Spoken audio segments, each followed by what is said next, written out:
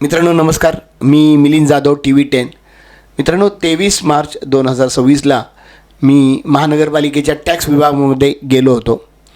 तिथे जे assistant commissioner आहे टॅक्स विभागाच्या इंद्रायणी करचे मॅडम, त्यांना मी भेटलो होतो. त्यांना मी दुसऱ्यांदाही भेटत होतो. तर विषय असे होता की 3 मुद्दे होते. त्यातला पहिला जो मुद्दा होता तो होता जे महानगरपालिकेची निवडणूक झाली होती सेविकेची बाबतीतली. त्याच्यामध्ये BJP जो सगळ्यात पक्ष मोठा निवडून आलेला आहे, साधारणतः 120च्या पुढं त्यांचे नगरसेवक आहेत.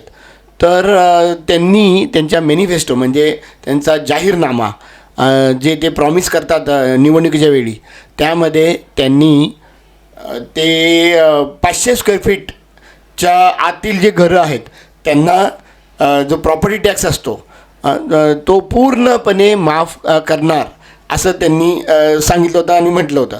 त्याच आधारावर बऱ्याच वेळा म्हणजे ते नागरिकांना ते आवडलं असेल आणि त्यांनी भाजपला एवढ्या मोठ्या प्रमाणात त्यांना निवडून दिलेलं आहे. तोच विषय विचारायला मी आलो होतो करचे मॅडमकडे, असिस्टंट कमिशनर जे आहेत टॅक्स विभागाच्या. तर तो एक विषय होता. दुसरा विषय जो होता तो होता जे डेक्कन मॉल म्हणून, डेक्कन आर मॉल. तर हे R is for Rane, Nilesh आणि नितेश राणे यांचं ते मॉल आहे. आणि त्याच्या बाबतीतसुद्धा त्याच्यावर 3,70,00,000 टॅक्स थकीत होता. तर त्यांना म्हणजे ते मागच होतं, तुम्ही माझ्या ते बाईटमध्ये बघा, त्यांचं बंद केलं होतं, त्यांना काय सील केलं होतं त्यांचा तो मॉल किंवा त्यांचं ते दुकान. 2 दुकानं आहेत त्यांची. तर त्यानंतर त्यावेळचे जे उपायुक्त होते माधव जगताप साहेब, त्यांनी यावर प्रेस कॉन्फरन्स दिली होती. ती सुद्धा आमच्या चॅनलवर तुम्हाला बघायला मिळेल. माधव जगताप साहेबांनी प्रेस कॉन्फरन्स दिली होती आणि मोठ्या अभिमानानं सांगितलं होतं की आम्ही अगदी मंत्री वगैरे असेल त्यांनासुद्धा आम्ही सोडत नाही, सगळ्यांना न्यायसारखा. तर त्यानंतर परत लगेच ते जे सील आहे, जे बंधन आहे ते काढण्यात आलं होतं. त्याच्यावर मात्र प्रेस कॉन्फरन्स घेतली नव्हती माधव जगताप साहेबांनी. पण आम्हाला माहिती अशी कळाली होती की 3,70,00,000च्या अगेन्स्ट साधारणतः 25 लाख रुपये भरून त्यांनी ते सील काढून घेतलं होतं. आता तो टॅक्स विभागाच्या जे HOD आहेत, मग त्यावेळेचे माधव जगताप आहेत, त्यांचा तो अधिकार आहे.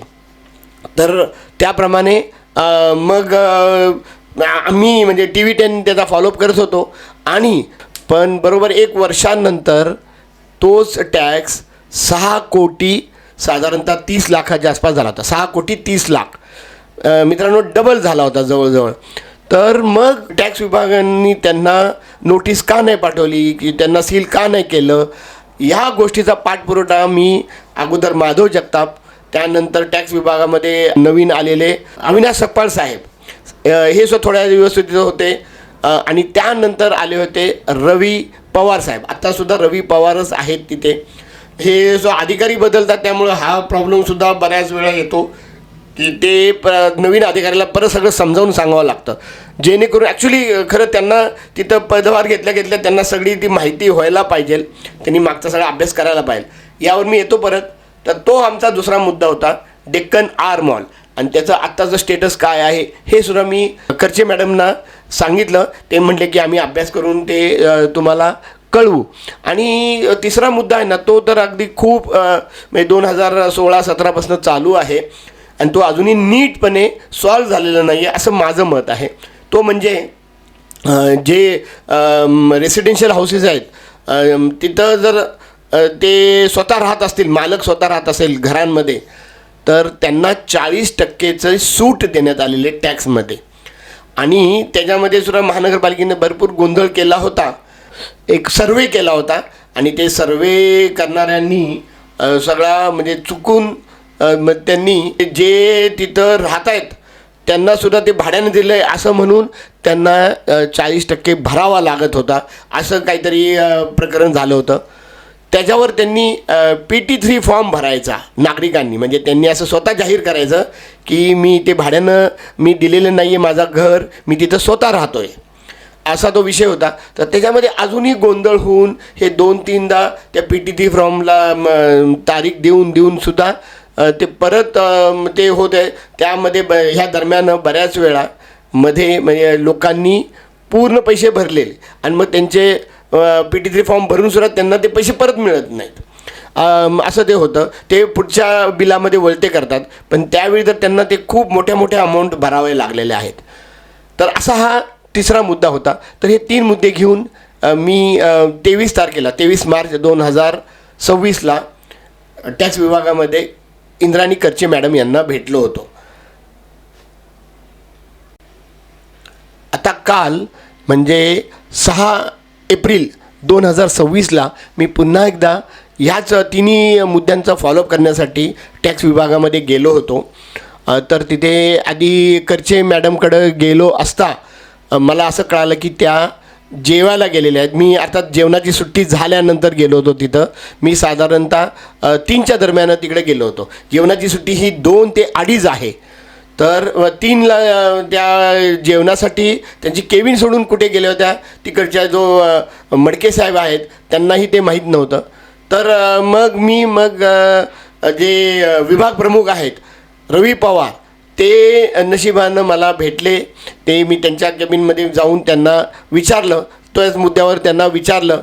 तर त्यांना हे मुद्द्यांचं काही माहीत नव्हतं. तर मग परत एकदा त्यांना मी सगळं सांगितलं. अर्थात जे 500 स्क्वेअर फीटच्या बाबतीत त्यांनी मागं त्याचा एकदा खुलासा केलेला आहे, नाही असं नाही.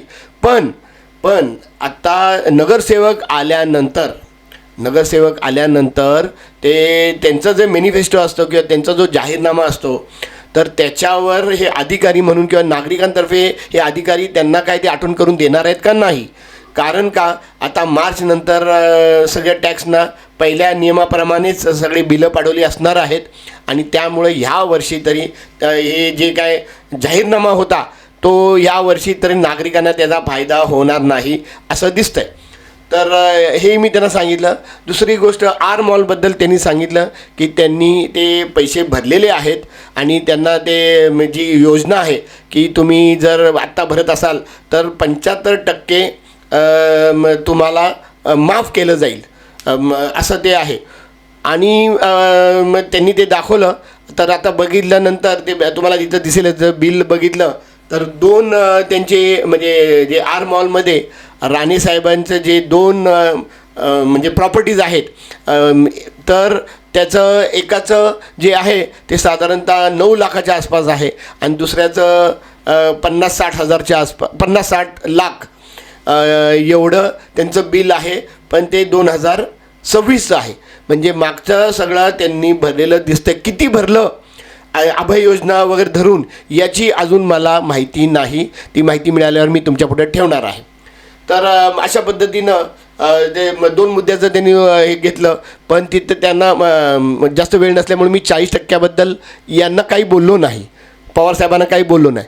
त्यानंतर मी पुन्हा एकदा करचे मॅडमकडे गेलो असता तर भाजच्या माणसानं मला थांबायला सांगितलं. त्यांना विचारून थांबायला सांगितलं. म्हणजे असं नाही की भाजचे जे मडके साहेब आहेत त्यांनी मात्र आज विचारून म्हणले की असे आलेले आहेत तर मला 5 मिनटं थांबायला सांगितलं.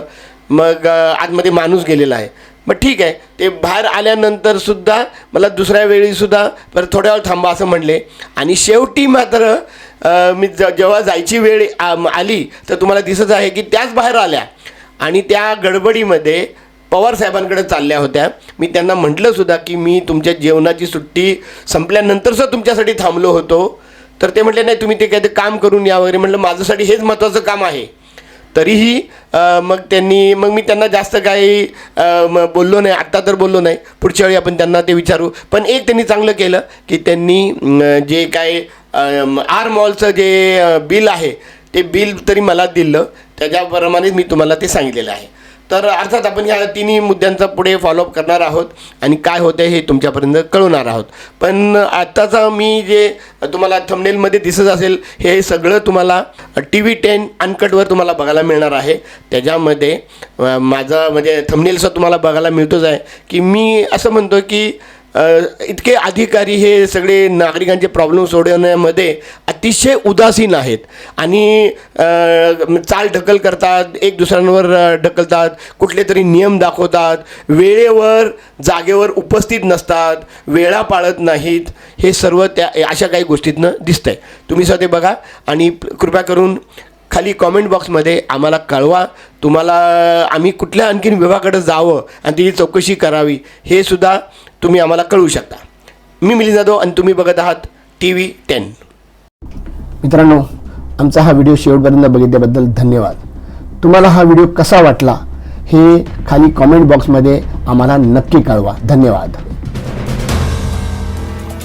If you like the video, do like, comment, share and subscribe.